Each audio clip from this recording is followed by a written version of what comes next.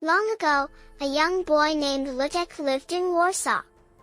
He was a shoemaker, and he worked in one of the factories in the old town. Lutek was penniless and lived on what he managed to earn from the foreman.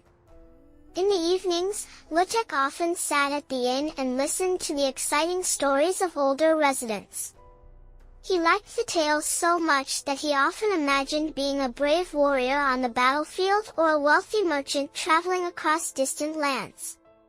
One evening, he heard the quiet conversations of the masters. Apparently on Tamka Street, in the basement of the Ostrogski castle, there is a golden duck. Master Jan whispered mysteriously. I heard that it is a beautiful bird, but also very crafty and dangerous, Master Bartłomej added. Why is it dangerous? How can a duck be dangerous? Others asked. Looking for the duck can get you lost in an underground basement. You might never return to the surface.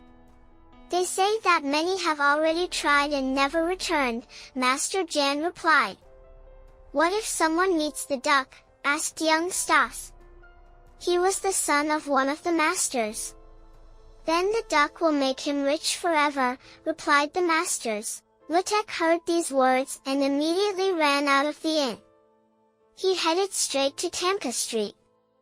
He reached the castle and found the entrance to the underground basement. It was dark, cold, and damp. The boy walked the corridors for a long time. At first, he was looking for the duck and then looking for the way back. He was so tired and cold that he lost all hope of returning home. Eventually, Lutek found himself in a large chamber with a high vault, decorated with gold. Within the vault, there was a beautiful blue lake on which swam the golden duck.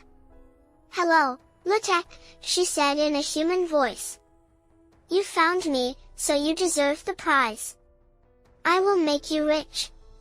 Take this pouch, there are 100 golden ducats inside. Buy whatever you want, but you have to spend it all in one day, and you cannot share it with anyone.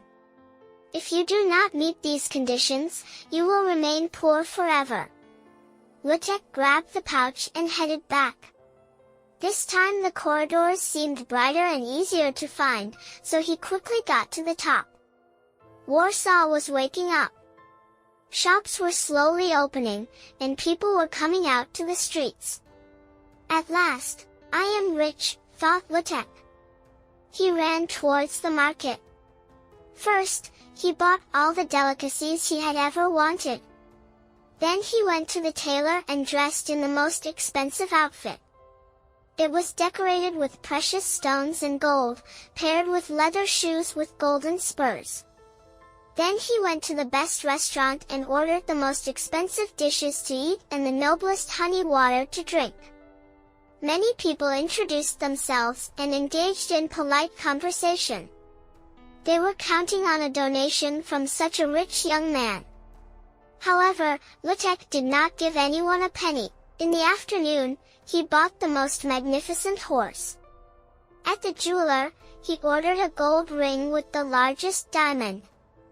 In the evening he went to the theater, where he sat in the prince's lodge.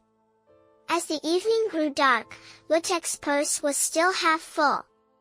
The stores were slowly closing. Lutek was too full to eat any more. He wondered what else he could spend money on when he heard a voice. Noble sir, please help an old beggar. The war took everything I had.